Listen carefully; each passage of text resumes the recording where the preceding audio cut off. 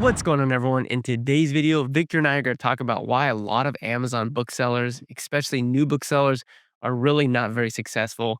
And I think this is going to be an awesome video. If you're somebody who's in that boat, you're new to Amazon FBA, you're new to bookselling, you should 100% watch this video. Before we get into it, what's going on, Victor? Hey, Joji, I think there's probably like 10 to 1 new sellers that actually try to start out and that actually make it. Just because the first few months there, the first couple of months is really difficult on Amazon. So we just wanted to make a video to try to help you guys out, try to guide you to that 10% of people who actually make it. So we really wanted to make this video. And this video was, inspired by this post by an anonymous participant in the Go-To-Lister support group. What can I do to fix this? Only a handful of sales of books from about 200 listings. I've been at this for 4 months. Should I just clear the shelves with 25 or 50% discounts and then plug in more books right now? Money tie advice appreciated. So we're going to break down what we think are the reasons why this happens and why it's a very, very common thing. And so that first thing that we're going to talk about is actually buy box eligibility. So what the heck is the used buy box when it comes to booksellers, and why is that so important, and how do we get it? Yeah. So when you're first starting out as a seller, it's the hardest time, right? You get some books in, you don't really know what you're doing, but you're sending some books in and you're not buy box eligible, which means when there's a listing, the featured offer is not you Yeah. because you're not buy box eligible. So what you see on the right there where it says click now or buy now to add to cart, that's not going to be you for a little while when you first just start out. You're going to have to sell some books. We're Yeah. sometimes most people thinking between 30 to 50 books before even becoming potentially eligible for the buy box. So during this time, you feel like everything has failed, right? You put some books in there, none of them are selling because you're not buy box eligible. So it's a difficult time, but it doesn't mean you can't go through it. You can't get past that point and see the other side. But just initially, where most of us are saying between 0.5% to 1% of our inventory is selling every day, that is not the people who first starting out because Yeah. it's just really difficult to get your first sales. Yep. You can see that if you're not in the buy box, if you're not buy box eligible, the only way for someone to buy a book from you would be to scroll under the buy box and click this button, which allows the customer to see other offers. And they would have to, then scroll through all of the potential offers that are listed here. And they would find yours, add it to cart, buy it. And like we said, the way to become buy box eligible is simply just to sell books, which ironically sounds difficult because you're not buy box eligible, but everybody had to get buy box eligible, meaning every single person who started was not buy box eligible. So that just means that you also have the ability to get buy box eligible eventually. And the easiest way to do that is just to send more books to Amazon. If you send more books to Amazon, Victor, you have a Yep. bigger inventory, you have more options and more opportunities for people to actually buy the book for you. But that's one of the first reasons, Victor, why it's so hard, because you're not buy box eligible, so you don't have that featured offer. It's just, it definitely helps bump your sales and the number of people who are buying from you, but, it's, while it's difficult, it's not, your cop out. You just gotta keep sending books. You can do it. Yep. Yeah, you can do it. Now, the next biggest reason why people are seeing very slow sales in the beginning, Victor, is because they don't quite understand the importance of Keepa. They may not even know what Keepa is. So let's just kind of talk about most people get started. Most people start with thrifting or library sales, and they use little scanners, and those pair up with ScoutIQ or Scoutly, and they scan a book, and on the back, or not on the back, on their phone, right? It'll say green or red. And so why is that kind of a trap, or kind of hard if you're just going off of green and red, Victor? Yeah. So these apps are great, right? What they're trying to do is break it down as simple as possible. Green or red, really simple. Green, good. Red, bad. But it because you oversimplified stuff, you don't see how good of a quality the book is that you are scanning. So a lot of times your green book actually didn't sell that often, or it's a snapshot in time of today. Like today's market, this book is great, but normally the book is not. Maybe like you have to see the data behind that book, Yeah. and just looking at green and red, you're not necessarily doing that. So you're seeing a ton of greens, you're getting all the greens, and you're sending those in. That is probably a recipe for a disaster. Actually, you're not going to do so well because you're not able to see the data behind the books that you're sending into Amazon. And these are the kind of posts that we see all the time in Facebook groups about book selling. Hey, I got this book for free. Is it worth sending FBA? It's, hey, should I buy this book if I can buy it for $2? And it'll just be a screenshot of, the green bar, which says accept, or the red bar says, deny, but it'll have, or it'll say reject, and it'll have a sales rank, it'll have some of the prices. And most people, Victor, just they honestly have no clue. Like, is this a book that I should buy or not?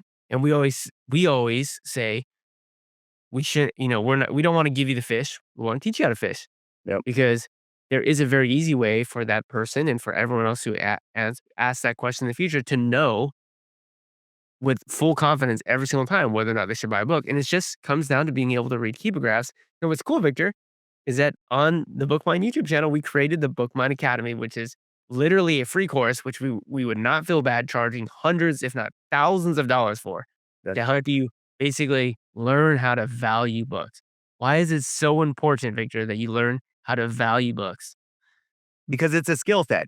Once you understand the potential profit of a book or how many times it sells, I mean, then all these books are open to you. Then you know with confidence whether or not this book is going to sell and how much it's going to sell for. And it's because we're able to read keeper graphs. Yep. And so the easiest way to do that is you just go to the Bookmine YouTube channel. Once you're there, go to this playlist button, and then you can click the Bookmine Academy. And it's literally the first video, Victor, says get started with Keepa. It's a very long series, currently 29 videos. In the future, if you're watching this, probably much more than that. You can see that over 3,500 people, Victor, have already gone through this free Bookmine Academy. And again, I would not feel bad charging hundreds, if not thousands of dollars Yeah. for this because the information in it is so important because now you can look at every book and understand, hey, this is what the book is worth, and therefore I should buy it or therefore I should not buy it. And you cannot understate how important that is because, Victor, one of the reasons why people who start out selling books on Amazon don't see much success in the beginning is because they're sending in junk books. So, what are some of those kind of junk books that a lot of people send in the beginning part of their career? Again, because of these green red snapshots in time, sometimes the book looks really good today, but a week ago didn't, and a week from now won't. But for some reason, just today, that book actually has a really good market. So sometimes like that's happening. Like the book is basically selling for $100 or something, and it sold once 6 months ago. So maybe they're thinking that that's a good green book. Also, books that are maybe with a average selling price, maybe like under $15-20, because you're doing so much work, right? You're having to scan the book, you're taking the book with you, you're going in to check out, then you're getting the book to your house, you're gonna uh, scan the book in again, you're gonna put it into a box and send it to Amazon. That's a lot of work for maybe a couple dollars if you're trying to sell the book between $15 to $20. We're talking about $2 to $3. There's just not much money in that type of sourcing, and that's the books we're talking about, like that are junk books. Yeah. And here's a great example, Midnight Watch. This is a book that I'm I'm fairly certain scanning apps would say accept. So here it is. You can see, it's called Midnight Watch. Currently, it's buy boxing at 1650. If you look at the sales rank currently, the sales looks like it's blocked right here, but the sales rank of this book on Keepa currently is 146,000. So 146,000 rank has a buy box of $16.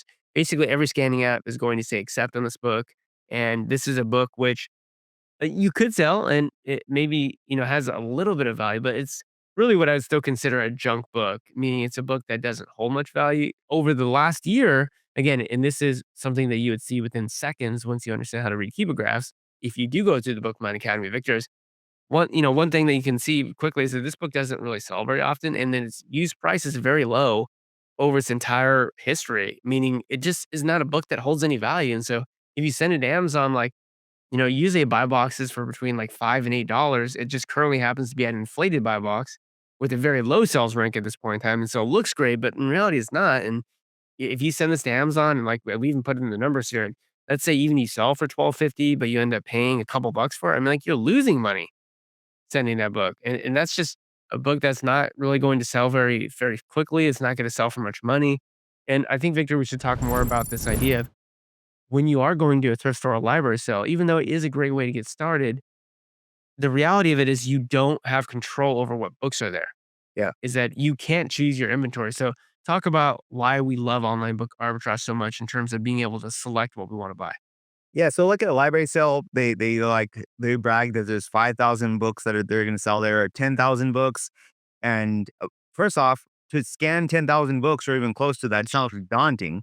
But basically, your chances are right there in front of you. That's it. There's no other additional books you're going to be able to find. And so it's a lot more difficult. You're going to have to try to find money in those 10,000 books. And you're just over here scanning, trying to find a needle in a haystack, right? But with online arbitrage, literally with a few clicks of a button, you can find the premium books, the top 1% of the 1% books out there that are selling much higher, much faster, Yeah. with better profit margins, with a few filters, and just a couple of clicks, you'll be able to actually find the best books out there. And that's why we think online arbitrage is the best way to go. So, for example, right, this channel is about BookMine. It's about a software that Victor and I made to help you source books so much faster and easier on Amazon. But this is 3,000 books that BookMine has found in this hour that are undervalued on Amazon. But these 3,000 books, it's not like it's just 3,000 books. It's 3,000 books that have come from 100 million books. Yeah. So in other words, if you're sourcing with BookMine, even if you don't use BookMine, if you use Keepa Deals, if you use Keepa Product Finder, or even if you go to eBay, right? Like if you're looking at online marketplaces, the depth of the number of books that you can look through is so much faster, like so much greater, right? It's so vast that there's just so many more opportunities for you to be able to pick and choose which kind of books that you want to buy. So again, one of the reasons why, we particularly love online book arbitrage is just that you can control what books you're looking at. We understand though in the beginning, if you don't have capital to be spending money on books, that you do actually need to build capital. And that's a great way, thrifting and going to library sales in your local area. Just understand though that because you've limited yourself to the number of books you can find, there is going to be a limit or a cap at how many great books you can find. Yeah. So imagine like BookMine is like what the scanning apps would be if there was 100 million books and you went and scanned every book of the 100 million and came back with 3,000 premium books, and those 3,000 books is what you show on BookMine. So it's like, okay, we already did all the greens. These are the best of the greens, and now you can just pick from that which ones you want to buy, and that's why BookMine just saves you a ton of time when you're out there versus scanning books, because that just takes a lot of time, a lot of work. Yep. Okay, the next reason why as a new FBA, as a new Amazon FBA bookseller, you might not be doing so hot is that you might not understand what the normal sell-through rate for a bookseller is. This person, again, if we look back at that original Facebook post that it basically, inspired this whole discussion, they have 200 listings active. So 200 books in inventory is actually not very many books. At the end of the day, being a bookseller on Amazon is an inventory-based model, which means your success is kind of dependent on both the quality of the books you send in, but also vastly on the amount or the amount of inventory, the number of books you have. Now, we generally say that as an online book arbitrage seller, and probably even as a thrifter to some degree, or is that you're going to be selling between 0.5% and 1.5% of your inventory per day. Right. So, Victor, on 200 books in inventory, if you're selling 0.5% a day, how many books are you selling a day? That's one book. And that's a good point. Good point, Joji. And I don't believe this guy's probably or lady is buy box eligible. So probably even less than 0.5% Yeah, a day. So this person's probably kind of struggling initially. yeah, and up to maybe 1.5%. Right. And 1.5% would be, so that would be what, 3 books? Yeah. Yeah, three books that you're selling per day. Now, one thing that you could also say is, well, there's seasonality. During textbook season, you'll maybe sell 3-4% of your inventory per day, but on sort of like an average basis, that's what you're selling per day. And so, a lot of newer sellers come into book selling not understanding that that's normal. That, oh, you have 200 books in inventory. That's a very small inventory, which is fine. I mean, it's great in the beginning, but it's something that you have to continue to build and build and build. And unless you continue to build your inventory, you're not going to see any difference in the number of sales. Because Yeah. it's not like we have something magical that you guys don't have. We sell the same percent per day. We just have inventory that's 20 size yours. Or Yeah, exactly. So quick yeah, math here. You had 100 books at 1%, that's one book, right? 1,000 books, that's 10 books. If you have 3,000 books, that's 30 books. And so if you have 3,000 books in inventory, you're selling 30 books a day, you are seen as a very successful bookseller. And those are the people that are posting their numbers. And yep, so a lot of the sellers think, why am I not selling 30 books? Well, it's because you don't have 3,000 books in your inventory. yeah, exactly. It's like Math. It's like you being a lemonade stand and you're trying to compare your sales at the lemonade stand to the sales at the 7-Eleven right around the Yeah. corner. It's like, well, 7-Eleven has way more products than you do. And then it's like, then you trying to compare 7-Eleven sales to Walmart sales right down the corner. Well, Walmart is a way bigger store, has way more products. So Yeah. the idea is you have to understand where you're at and you have to understand the scale of it. Is Mhm. that this is an inventory based model, which means how many books you have in inventory determines how many books you sell every single day. So that's another trap that I think a lot of people get into. And so let's keep going. Next up, fulfillment by Amazon, FBA model versus the FBM fulfillment by merchant model. So many people get started, just do all FBM. They just keep everything at their house and then they ship things out. Why is selling FBM so much more difficult than selling FBA? And how is that going to, lead to less sales? Yeah, I think we just even have to first break down the definitions, right? Because maybe a lot of just newer sellers are coming on here. So FBM is like you're fulfilling at your house. FBA is you're sending it onto Amazon, which will do fulfillment and shipping out the book afterwards. So FBM is just much more difficult because more than likely you're not going to get the buy box if there's an FBA seller on the listing. So it's just going to be much more difficult again for you to actually sell your book. You're going to be able to keep a little bit more of your profit, but you're just not going to sell very many books. So who cares if there's more profit if you're not selling a book, right? You have to sell the book first before you can make profit off of it, and FBM really makes that challenging. There's a few scenarios, like say if it's a book right before Christmas or something, Yeah. you got it sourced in, you're gonna try to FBM that. Okay, sure, but most of the time we both of us recommend FBA to really get your sales going. Yeah, absolutely. Another really important aspect of this is your feedback. Unfortunately, most new booksellers are not looking at their feedback, which they should be, because if you are an Amazon FBA seller, meaning the books are being fulfilled by Amazon, when you get negative reviews that are 1 stars or essentially less than 5 stars, in almost all cases, it's not even your fault. It's Amazon's fault or it's even the customer's fault. And you can simply just choose to get that removed. You can request removal, basically say, hey, this violates Amazon FBA's terms and conditions, and it gets struck out, and that doesn't negatively impact you. But the point is, when you're a new seller, you may not have any feedback or you may have very little feedback. And what that means is if you get a negative review and you don't do anything about it, when people try to buy from you, like, for example, let's say you were selling this book, and let's say you only have 1 review and it's negative, it's gonna literally say 0%. Who's gonna buy from someone, Victor, has 0% feedback? Nobody. So now, Oh, only now do you not have the buy box, but now you're at 0%. Nobody's buying your book. And yeah, so it's really important, especially when you're first starting out, to really monitor your feedback. I'd say that all the time, even if you're a seasoned seller.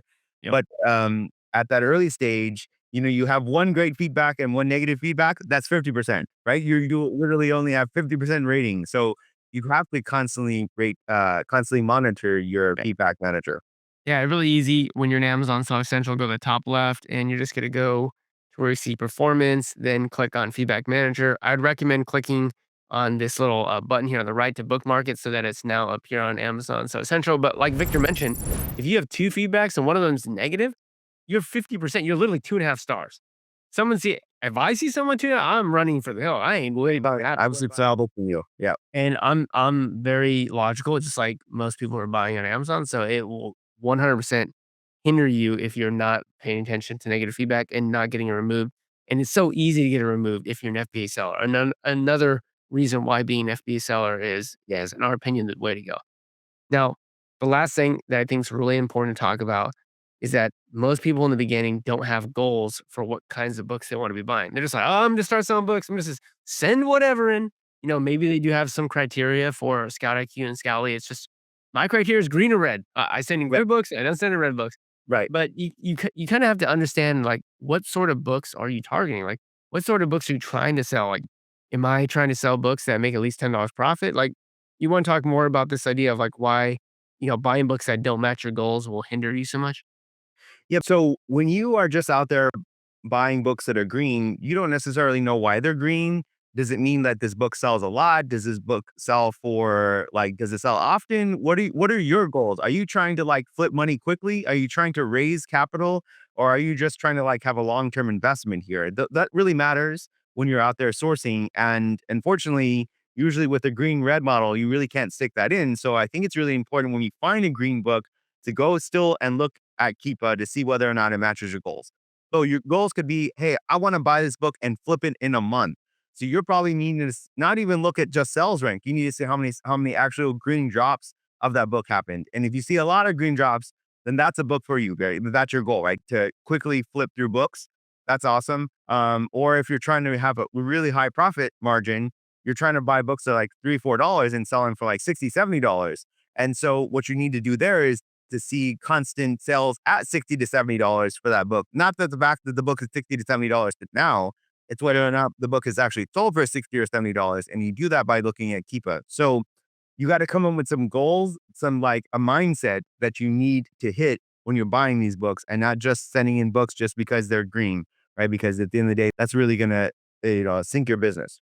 You know, what we can say is no matter if you're going to use our software, Bookmine, what is going to help you most as a new bookseller is going through the Bookmine Academy. Again, it's a free video series on the Bookmine YouTube channel that will teach you how to be a bookseller. Regardless of what book model you're doing, it's going to help out dramatically. So make sure you go through that. If you guys do want to sign up for a free trial of Bookmine, there is a free 10-day trial down below. You can go ahead and click on that. And again, this video is not to sell you on Bookmine. It's not to sell you an online book arbitrage. It's just to help you see why, as in you being a new FBA bookseller, why you're not doing as well as you'd hoped you're doing. It's us really just bringing the real life into the picture and saying, these are all the sort of roadblocks and challenges ahead for you. Here's how you overcome them.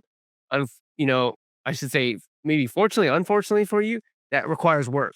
So some people will see work and like, oh no, work. Okay, I'm gone. I thought I was getting rich tomorrow night. I can't do work.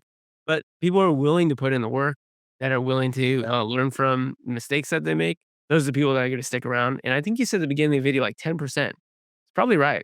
10% of the people who come in as booksellers make it long term, not because it's of the model, but it's because of the type of person.